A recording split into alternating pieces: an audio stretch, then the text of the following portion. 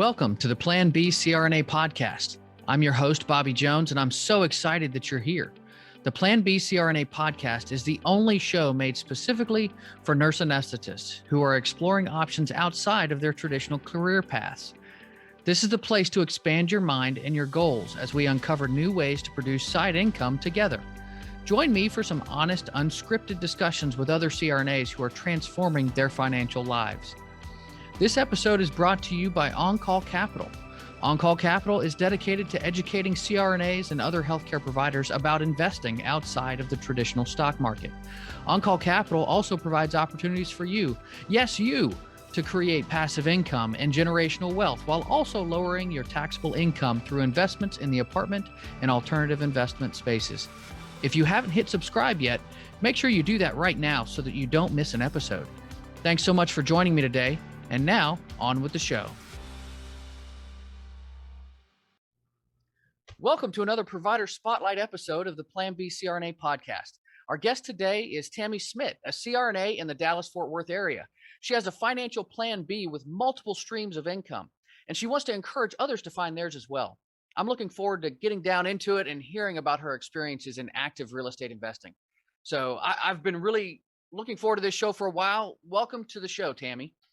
Thank you. Thank you for having me. It's quite exciting because I love to talk about real estate. It is so much fun, and it is definitely another stream of income that I think everybody is interested in, and I hope to be able to provide some really good actionable steps, or you can contact me and I'll help you through the situation you're working through.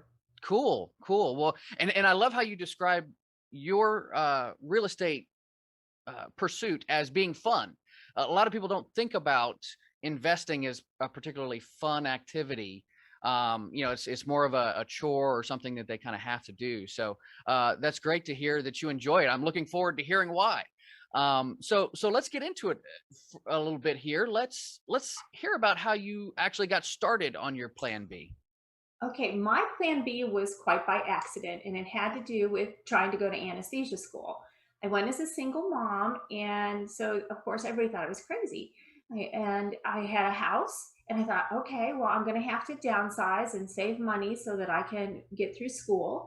And I decided to sell my house. It was just a small 3-2, and the problem was, as soon as I put my house on the market, is when the market crashed, and I couldn't sell my house without losing my shirt.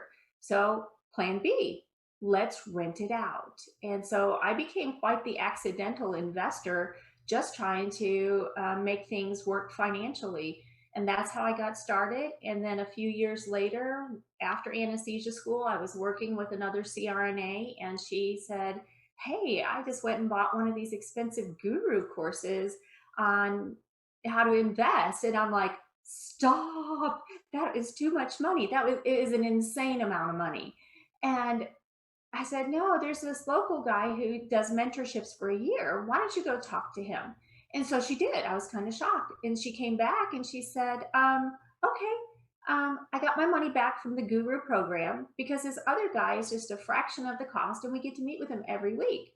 She said, you want to split it with me? Because you know we're all cheapskates in anesthesia. And so I said, you bet. And so that started this wild mentorship journey for a year where we learned all sorts of different techniques, but we didn't learn Airbnb. That came later. Okay. So yeah, let's get into that bit of a mentorship. So a lot of times when you find people around, it's kind of a fix and flip mentorship. What type of mentorship was that you got into? This was a year long, and it covered everything, not short-term rentals because they were newer in the game at that time, but it was how would you wholesale? Because I took a class on how to wholesale properties. And originally I thought, this isn't for me. It's very time intensive. So you're really trading your time for money. A great way to get started and make some money if you don't have any money to get started with. I have since used that tool in my toolbox for other properties because I may not want to fix and flip a property. I might not want to buy and hold it, but I hate to leave money on the table. So I might wholesale a property for somebody who that property fits their investment strategy better than it does mine. And so we did subject to how to gain properties and take over payments, fix and flips, buy and holds, owner finance. So it was quite an intensive year of drinking from a fire hydrant, but Yeah. held our hand through everything. Wow. That sounds like quite the course. And it's great that you got it for half the price Yeah, also. it's even better. But I really want to say mentorships are very important. Whether it's coaching, mentorship, getting in with the right people, we're such cheapskates, and I'm still guilty of that. I hate to give away my money or feel like I'm giving away my money, but the right coach, the right mentorship can change your mindset and your possibility. I never would have thought of multiple streams of income or anything had I not taken this mentorship. So don't be afraid to spend that money. And by the way, we made our money back on our first deal. Yeah, and that's kind of how I approach looking at mentorships is, how long does it take you to make some of that money back? And of course you have to have the right fit for whatever it is you're actually seeking to do. So that makes a big difference too. But yeah, that's interesting that's how you got into things. So where are you at now? How many properties do you have? How are they functioning? What does your side income actually look like? What do my side income actually look like? Well, I'm the perfect example of why you need a plan B, because you need your health and you need momentum to be able to manage your side gigs, your hustles, your businesses, your real estate. And so we've had a lot of life unexpected events and tragedies and illnesses. So we don't have as much as I wish we had. So I think we're up to 11 properties, and 7 of those doors are Airbnb doors. And Okay. we just acquired some lots in a coastal town for development. Okay. So we're not where we were. In the year we did the mentorship, my partner and I, also CRNA, we fixed and flipped 17 houses. It was while keeping our full-time job. So we must have really been nuts. But you have to have your energy and your presence of mind to keep stuff going. Even if you only do one house a year, you should be doing it. The money is always going to be there for you. Huh. Well, and that brings me kind of to the next thing. You talk about doing that many homes in a single year. You obviously have to have some systems in place when you're doing that kind of work at that level. So let's get into that part of it a little bit. What do your systems look like now compared to how they looked in the beginning? Okay, well, absolutely no systems in the beginning. It's all trial and error. And we believe in massive imperfect action. Revenue's better than ready. So just go do it or say yes to the opportunity and clean the mess up later. And that's why anesthesia is very suited for real estate, is because we know about systems and we know about variables and risk management and core concepts. So real estate is just core concepts and then manipulating your variables to have the best possible outcome. In this case, instead of patient care, it's finances. And systems, I've had to complain to my mentor every week when I met with him. He said, "What was your biggest problem this week?" And I used to say, "Time, time, time." And every week he would say to me, "We all have the same 24 hours. What are you gonna do about it?" Well, most of the time, nothing.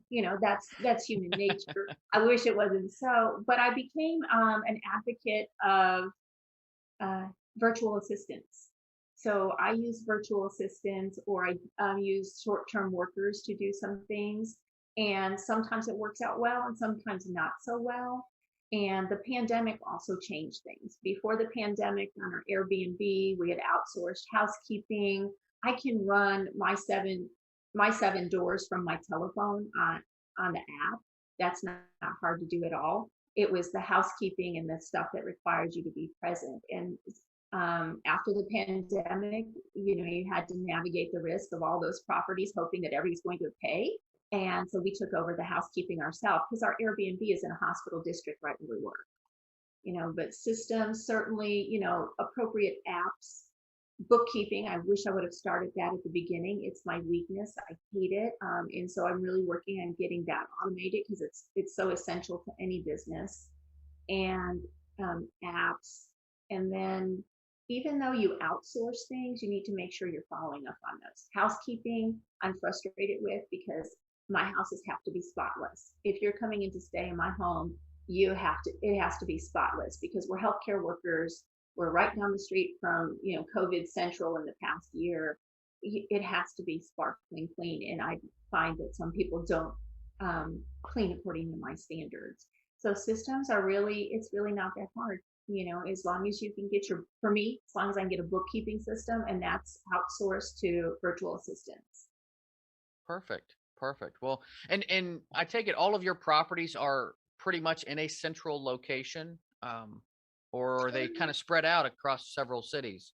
Well, we're in Texas, so everything's big and spread out in Texas. So we have two Airbnb doors next door to our house in the country because we just acquired that property and it got converted two units into cash flowing properties. So it pays for itself. Then we have three doors right in the hospital district for Airbnb, and then we have them kind of spread out. I mean, we have properties in the coast of Texas, which is a 7-hour drive from where we are, and then we have stuff that's 2 minutes from us, and then we have stuff that's 20 minutes from us. So we Okay. try to stay within the state, and now we are looking at property just 3 hours from us because it's multifamily. Okay. And then But with the Airbnb stuff, do you find that people are coming to stay for longer periods of time, like a more of a short term extended stay kind of thing, or are you having a lot of vacation stuff? you have to really know the demographics of what you're doing in your area. Our house was built and designed for the healthcare traveler. So we have a 3-bedroom, 3-bath shared space home for that healthcare traveler. And our local regulations say that somebody has to stay greater than 30 days. So again, we built that especially to have 31 or more days and a stay. One, we get a higher return on our rents. We get less turnover in the unit, so it's not like a weekly turnover where you really have to have some intensive systems and housekeeping. And we have a different caliber of renter that's staying there versus, a cabin or an adventure or an RV or a beach home, things like that. So you have to know your local regulations. And just because it says 30 days doesn't mean it's an impossible setting. There are workarounds for that. And anesthesia students, they need housing sometimes.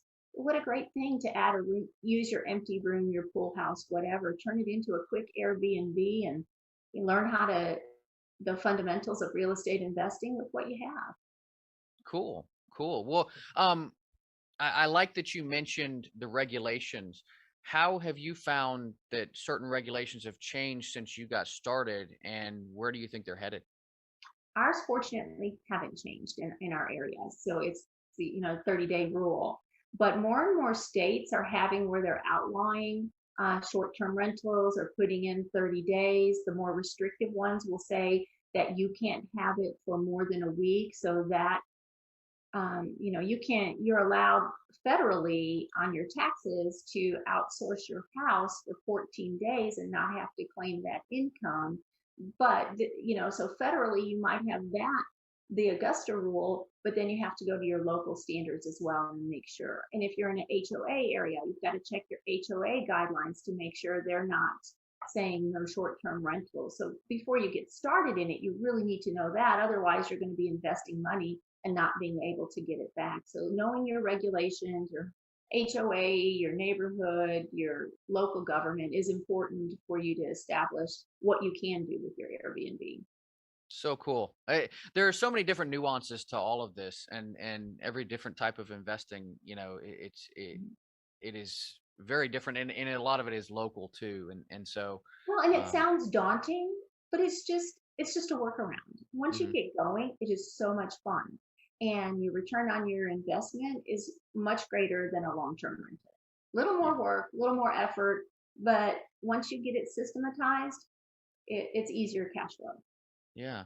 So, and you mentioned using the app. So, what are you specifically talking about? The Airbnb app, or I just okay, use the Airbnb app because I'm technologically challenged. Even though I have education website business and courses, I still struggle with technology, and I'm on the go. I'm always moving and doing stuff. If you're in the OR, you might have to go to the bathroom. That's when you can text, and that's it. But I can manage my calendar, my communications with my guests, my communications with the handyman, whatever I need, right from my app or a text message. And so I just use the Airbnb app. It provides immediate access to your account. Okay. Very cool. You mentioned that you learned along the way. What was the toughest thing for you to figure out about this? Uh, just how to do it, because I'm going to talk to you about massive imperfect action, because the way we did it was not pretty, and it goes back to the plan B and why you need a plan B. I used to teach my girls that there were three things that you needed, the three D's in life that you needed to be prepared for. I've now changed that to five. So the D's, why you need a plan B, were death, divorce, disability, displacement. We found that out in the Yeah. pandemic. And then now that we have a military daughter, deployment. So those five D's make you have to make sure you have some other source of income coming. And mine happened to be disability. I got critically ill about the time this house was supposed to be finished from the contractors. So it made it kind of dead in the water. And I was still recovering for a long time, for almost a year. And so my energy level certainly wasn't there. But I had a property that's brand new, 3 bedrooms, 3 baths, and I'm having to pay for it. So I'm like, oh no, I need some quick cash. So I learned about Airbnb very quickly and then just set it up. My kids had grown, they've left the house, they left all their stuff behind. We took their bedrooms and stocked up the bedrooms over at the Airbnb. So, the kids were gone for a while. Sorry, kids, you get an air mattress when you come back home because your bed is now over at the Airbnb. And that's how we started, and it was just things about, allowing, just having everything there that people would want, things you would forget. Oh, a little trash can here or there, or an air fryer, or this or that, or keyless entry. Oh, you have to have keyless entry, because otherwise you have to go open a door, and we don't want to be married to everything that we have multiple streams of income on. So the hardest thing was just getting in the groove, what Hmm. I wanted the place to look like, how I had people who would give me feedback without giving me negative reviews on the app. And I was fortunate enough, I had a surgical tech from St. Louis working at my hospital, and we got to talking one day, and I said, hey, go stay in my Airbnb for a week. I want you to stay in there for free and tell me everything that it needs, because it was just sitting there anyway. So Hmm. she went in and gave me a long list of everything she thought we needed, and that was the greatest help. Yeah. Well, and I think that's part of the systems too, because it's one thing to stock one place, but then, when you talk about expanding, you have to have that list of things that you need for every single place, and Mhm. so it sounds like you're getting that stuff down now, and Well, yeah, and then surprisingly enough, we bought the property next door just because it was going for sale, and we didn't want anybody else living next to us. We're out in the country, and it has a huge shop, and it had a half bathroom and a little kitchenette. And I said, oh no, that has to be cash flowing. So we just finished it out a little bit, never believing. I thought, who would want to stay out here? That thing rents out consistently all the time. And so get started where you are. And, even though you have this preconceived idea, I'm not sure if this is going to work. Airbnb allows you to get into the fundamentals of real estate investing without a lot of money, without a lot of effort, and to kind of start seeing, is it for you? Because there is a nuisance factor with being a landlord, whether it's a short term or a long term rental. But for those who are fearful and want to, decide, how do I get started? Use what you have. And it depends on where you are. We are in the area close to the hospital. We're certainly not going to pitch a tent there because it's going to be the homeless that will get into it. But you might be in a Colorado type situation where people need that space for their RV, or you have a RV that you're not using. Put it out there, rent it out. Buy you a vacation home, and then block it off the 2 weeks you want. It's written off for the rest of the year, and everybody else is paying for your investment. Yeah, it's interesting you mentioned that the RV thing. There are different websites you can go to, and be able to rent your RVs out. Outdoorsy, I believe, is one of them. But we actually, prior to the pandemic, we had a couple of cash flowing RVs, and Cool. we had somebody else managing that. So it was kind of a 50-50 split. They did the management, and we, owned the RVs. But yeah, and then that was something that kind of fell apart with the pandemic. Time to We get back. yeah, well, we still own the RVs, but the company fell apart. Oh, He's no longer doing that business. He had to move on to something else because nobody was renting uh for much of the pandemic. So okay. um There's a plan B for somebody out there that's it. That's to it. partner So with you and get you up and running. It's a win. yeah, no, and that's the thing. They're in the Tampa Bay area. So anybody wants to dial me up, feel free. But yeah, I mean it's you know, I'm trying to remember where I was about to go there. I just had kind Sorry, I of disconnected a you. I got so brain moment. excited. I did. I got excited about the RV thing. Oh, I remember what I was going to ask. It's the idea of rental arbitrage. I was looking to get into the Airbnb, more of the extended stay version of the business prior to the pandemic. And ultimately, I opted not to. But one of the things I was looking at doing was the rental arbitrage. What are your thoughts about that? And I take it that's not how you've approached it, correct? No, not how but I think it's an okay idea. I think I need to learn more about the pros and the cons of it. But really, conceptually, it's the same thing as having a long-term rental. You are going to assume the financial risk of that property in hopes that you can rent it out and somebody else is going to pay you more money and that you're going to make the difference between your financial commitment and what you're renting it out at. Yeah. So if you're buying a standard long-term rental, I'm going to buy $100,000 house, and I'm going to pay the bank $1,000 a month to for taxes and insurance and things, and then I'm going to rent it out for $1,400 a month, and I keep that $1,400. With rental arbitrage, you go into a place that's not opposed to that, and you go, okay, I'm going to lease this house for you, but what I'm going to do is rent it out as an Airbnb. As long as the owner, HOA regulations are okay with that, you're going to make the spread, except for if it's in an ideal town or town that doesn't have a lot of housing. Instead of charging $400 a month, maybe you're charging, I mean, $1,400 a month on that $1,000 property. You're charging 1,600, 1,700, 1,800, and that's where the greater return is on the short-term rental. But I think the concept's the same. Yeah. Yeah, well, and that's kind of what I learned along the way was that, it's but it becomes about relationships. And you have to Sure. kind of get your foot in the door and start establishing relationships with people who maybe own several properties. And that way you do it once for them, and then, hey, I've got, if you've got this other property, I can do the same thing here. And a big part of it is just like you said, having the place taken care of, having it be spotless and clean. And if you tell somebody that, hey, you know what, I'm going to rent your property and I'm going to just take absolute fantastic care of it, and you're going to make your money and I'm going to make my money, and it can work out very, very well. And Sure. And I, can you imagine being a landlord? Because and you have to have that system of property management or those expenses or those telephone calls, and then somebody comes along and says, "Hey, let me rent your place. This is what I'm going to do with it, but I'm going to take care of it. And you're going to get your money consistently, and you don't have to worry about it anymore."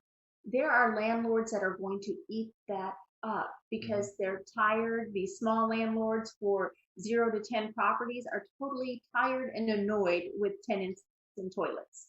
Yeah, yeah, I agree. I agree. So, well, Tammy, this has been great. I'm wondering what the next 5 to 10 years look like for you. Where are you planning to go? What are you planning to do? Oh, that's a wild question out coming off of the pandemic and 3 corporate changes in 3 years. That's a wild question. I'm going to be retired. I say if I'd ever taken all of the money and education and effort I put into anesthesia school into real estate, I would have a different landscape financially in my life. I'd be a multi-millionaire if I had done that. And so we are going to take a break a little bit and get some of our other streams of income working. My goal is to have a monster website for CRNAs for resources and classes and side gigs because it's become so convoluted. NBCRNA, CPC program, the AANA, your state board requirements, and it's never very transparent in how we get to do things. But I also want to take the business aspect and start giving you CE courses for that because I own TexasCRNA.com, which gives you mandatory state board education with type A credentials. But there's so many other things that we are uneducated on to run our side businesses, to run our 1099 practice. It's not easy to get that stuff. So I'm going to develop those websites this year. That's what's going on.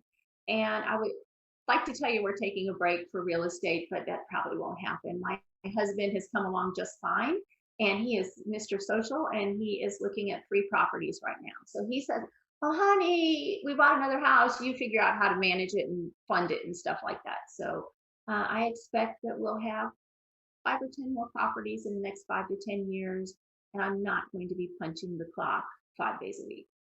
Yeah. I hear that. I got tired of doing that after a while, and I think a lot of folks do. It's nice to have your freedom. Yes. Yeah, So, and we're almost there. So I'm down to a couple days a week and spending our time building the multiple streams of income, having fun at it. It's nice to help awake people, problem solve things. I've met great people with the Airbnb, developing, the master class. And what I would have liked for that aspect, how do I look at a house and say, this is going to work for me? How do I look at the numbers and make sure I'm going to make money, that I can manage the risk? And then how do I systematize it? Let's, instead of taking your market and saying, this is where I'd like to do an Airbnb, how do I know how much I can charge per night? Those seem like simple questions. Well, if you get me online looking at Airbnb properties, I totally get distracted of, oh, how can I make mine better? So hours go by and I haven't done what I planned on. So now I have a virtual assistant do my market research for me. So we'll be putting that in a done for you master class that, we're going to show you how to delegate those things because even as anesthesia providers, we're better at the head of the bed. We're better at our businesses of being the CEO of us instead of doing those mundane details. And that was one of the things that I learned out of my mentorship. I've got to quit doing the things that I can delegate. I've got to let go of that control so that I can grow the business. So hopefully in 5 to 10 years, we'll have this conversation again and say, where are you now? And we'll be doing it in some Caribbean boat. yes. Sign me up for that. That sounds like a great little idea. And it's a tax deduction. You do Exactly. not It's a have to have business a meeting. business meeting in your home office. Oh, absolutely. No, I'm all about that. So, well, that's fantastic. Tammy, you've done a lot of things on the CRNA real estate group, for Facebook, and I've seen that you've held webinars and things like that. I'm sure there are a lot of folks that do want to get a hold of you. How can they do that?